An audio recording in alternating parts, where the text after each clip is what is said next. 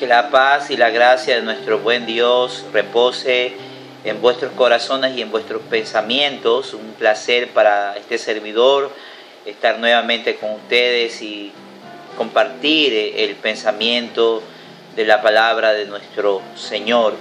Quiero que leamos en el libro de Hechos de los Apóstoles, en el capítulo 16, en el verso número 25, donde nos dice la Biblia: pero a medianoche, orando Pablo y Silas, cantaban himnos a Dios y los presos los oían.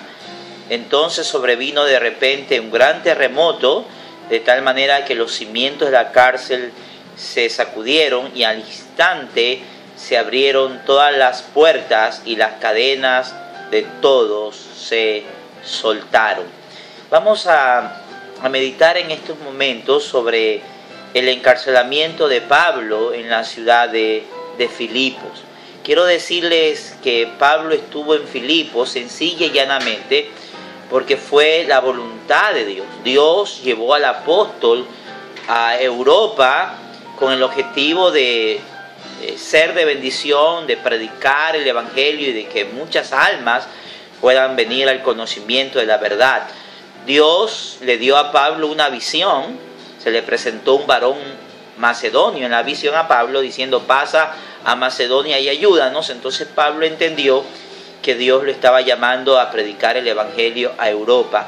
La primera provincia romana en visitar fue Macedonia, y la primera ciudad importante de esta provincia fue precisamente la ciudad de Filipos. Pablo llegó a esta ciudad no por voluntad propia, sino porque Dios en su infinita gracia lo llevó a este hombre a este lugar a predicar el evangelio.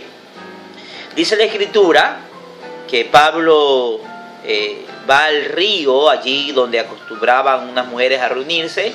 Dice la Biblia que Pablo predicó el evangelio allí y un grupo de personas, entre ellas Lidia, se convirtió al Señor, dando inicio así a esta hermosa iglesia en la ciudad de Filipos, una iglesia que llegó a ser muy amada por el apóstol Pablo. Pero dice la Biblia que aconteció que mientras ellos iban a la oración, le salió al encuentro una muchacha que tenía un espíritu de adivinación, la cual daba gran ganancia a sus amos adivinando. Esta, siguiendo a Pablo y a nosotros, daba voces diciendo: estos hombres son siervos del Dios Altísimo, quienes os anuncian el camino de salvación. Y esto lo hacía por muchos días, mas desagradando esto a Pablo, este se volvió y dijo al espíritu: te mando en el nombre de Jesucristo que salgas de ella, y salió en aquella misma hora. Quiero que recuerde, mi amado oyente, que Pablo llega a Filipos sencilla y llanamente por voluntad expresa de Dios. Es decir, Pablo estaba en la perfecta voluntad de Dios. Y permítame decirle algo importante sobre algo que se escucha sobre la voluntad permisiva de Dios. No existe voluntad permisiva. O es voluntad o no es voluntad, pero no hay término medio. O obedecemos a Dios o sencillamente desobedecemos a Dios. Pero no hay medias tintas. Es voluntad o es desobediencia. Es obediencia o es desobediencia. Entonces Pablo está en la voluntad de Dios, pero miren ustedes lo que Pablo va a experimentar dentro de la voluntad de Dios. Y esto es algo que debemos de tenerlo muy en claro, ya que en estos días se predica un evangelio donde se dice que si usted está en la voluntad de Dios, usted no va a experimentar vicisitudes. Pero eso es completamente ajeno a la verdad bíblica. Aún dentro de la voluntad de Dios, nosotros vamos a experimentar circunstancias adversas. Jesús dijo que en el mundo tendríamos nosotros aflicción, pero que confiemos, pues Él había vencido al mundo. Entonces, amados, Pablo está en la voluntad de Dios, libera a una muchacha de un espíritu de adivinación, y ahí es donde se levanta la turba en contra del apóstol Pablo. Dice la Biblia: se agolpó el pueblo contra ellos y los magistrados, rasgándole las ropas, ordenaron azotarles con vara. Y después de haberles azotado mucho, dice el verso 23, note eso, después de haberlos azotado mucho, lo echaron en la cárcel, mandando al carcelero que los custodiase con seguridad, el cual, recibido este mandato, los metió en el calabozo de más adentro y les aseguró los pies en el cepo. Alguien podría decir, pero ¿cómo es posible que un hombre que esté dentro de la voluntad de Dios experimente lo que Pablo está experimentando? Porque ahora creemos que si estamos en la voluntad de Dios, la voluntad perfecta de Dios, todas las cosas nos van a salir a pedir de boca, ¿no? Usted va a ser bien recibido, usted va a ser muy bien tratado, usted va a ser puesto en un pedestal, lo van a elogiar, lo van a abrazar, lo van a bendecir, le van a dar una buena ofrenda.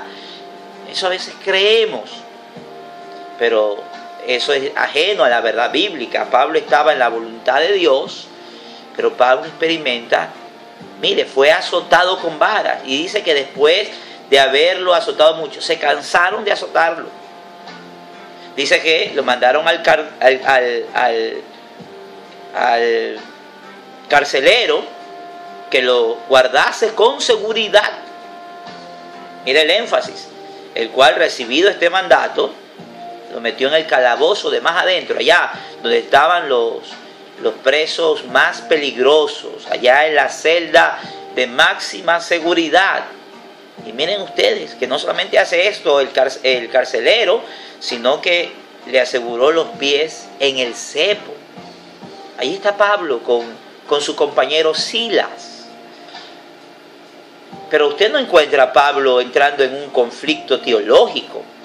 Pero ¿cómo es posible? Porque nosotros hubiésemos entrado en un conflicto teológico, ¿no? ¿Cómo es posible que si Dios me está enviando, yo creía que aquí me iban a recibir en hombros, me iban a poner laureles, me iban a tratar bien, a ponerme en un hotel 5 estrellas? No, Pablo está con Silas en la voluntad de Dios, pero experimenta una situación extremadamente peligrosa. Ahora, ¿qué hacía Pablo y Silas en esa cárcel? ¿Qué hicieron? Dice que a medianoche, orando Pablo y Silas, cantaban himnos a Dios y los presos los oían. Me llama la atención la expresión a medianoche. La medianoche es precisamente la hora más oscura, es la hora más difícil, la medianoche. La Biblia nos habla mucho sobre la medianoche. Recuerdan ustedes, hay una parábola donde aparece esta expresión, ¿no? La parábola de las 10 vírgenes. Dice la Biblia que a la medianoche se oyó un clamor. Aquí viene el esposo salir a recibirle a la medianoche. Entonces, la medianoche es la hora más peligrosa, es la hora de mayor oscuridad. Pero ¿qué hacía Pablo en la hora más difícil? ¿Qué hacían estos hombres de Dios en las horas de mayor oscuridad, de mayor tinieblas? Dice la Biblia que ellos a la medianoche oraban cantando himnos a Dios. En sus momentos más críticos, en la hora más difícil de todas, ellos oraron y cantaron himnos a Dios. Todos nosotros tenemos días difíciles, tenemos horas difíciles, horas extremadamente peligrosas, circunstancias, momentos, situaciones, experiencias, donde lo único que podemos divisar son tinieblas. Pero ¿qué hacer durante esa medianoche que estamos experimentando? Durante esas horas oscuras, tenebrosas, lúgubres, hacer lo que Pablo y Silas hicieron. Oraban y cantaban himnos a Dios. Y dice la Escritura que entonces, mientras ellos oraban y cantaban himnos a Dios, sobrevino de repente un gran terremoto, de tal manera que los cimientos de la cárcel se sacudían y al instante se abrieron todas las puertas y las cadenas de todos se soltaron. A mí me impresiona este texto, amados hermanos. Porque mire, vino un gran terremoto. No dice un terremoto. Dice un gran terremoto. Pero este terremoto, o este gran terremoto, perdón, es diferente a todos los grandes terremotos que ha registrado la historia de la humanidad. Últimamente han habido serios terremotos en Chile que han devastado varias ciudades. Los terremotos que se producen en el fondo del océano, que se llaman tsunamis, se han llevado a cientos de miles de personas. Grandes terremotos. Pero mire, este es un gran terremoto, pero es un gran terremoto diferente a los otros terremotos que han habido sobre la tierra. Porque este gran terremoto, obviamente, sacudía los cimientos de la cárcel, ¿verdad? Se movía como hamaca esa cárcel, pero note la diferencia, que al instante se abrieron todas las puertas. No dice que las puertas se cayeron, que hubiese sido lo normal, ¿no? Dice que las puertas se abrieron. Sencillamente las puertas se abrieron. ¿Por qué? ¿Por qué este terremoto era diferente? Este terremoto era especial. Porque era un terremoto producido por Dios. Entonces el terremoto que Dios produce no es destructivo. Es un terremoto salvífico. Es un terremoto de liberación. Un terremoto que tiene como finalidad, en primer lugar, abrir puertas. No destruir puertas, no derrumbar puertas, abrir puertas. Como dije en una predicación anterior, en el caso de Pedro, Dios abrió la primera puerta, la segunda puerta y la puerta de hierro, Dios la abrió. Es que Dios es especialista abriendo puertas. En esa ocasión con Pedro usó un ángel, ahora usa un terremoto para abrir las puertas. Todas las puertas de la cárcel, no sé cuántas puertas había en esta cárcel en Filipo, pero todas las puertas se abrieron. Pero no solamente todas las puertas se abrieron, sino que dice la Biblia, y las cadenas de todos se soltaron. No solamente las cadenas de Pablo, las cadenas de Silas, las cadenas de todos los presos. No sé cuántos presos habían en esa prisión, pero las cadenas, dice la Biblia, note usted, se soltaron. No dice que las cadenas se rompieron, dice que las cadenas se soltaron. Porque Dios es experto abriendo puertas y Dios es experto soltando cadenas a través de un terremoto. Miren ustedes, ninguna pared se cuarteó, ningún edificio se vino abajo, no hubo ninguna persona herida, no hubo ninguna persona muerta. Este terremoto tuvo como finalidad abrir puertas y soltar cadenas. Así es Dios, de espectacular. Así es Dios, de extraordinario. Abre puertas y suelta cadenas. Las cadenas se soltaron, se salieron de las manos. No se rompieron las cadenas, se soltaron las cadenas. Pero miren ustedes, despertando el carcelero. Este terremoto despertó a alguien, obviamente. ¿Quién no se iba a despertar, verdad? Y viendo abiertas las puertas de la cárcel, sacó la espada y se iba a matar, pensando que los presos habían huido. Es que esa era la ley romana. Se escapaba un preso, el custodio del preso pagaba la fuga con su muerte. Es por eso que cuando entregaron a Pablo y a Silas al carcelero, el carcelero los aseguró, ¿verdad?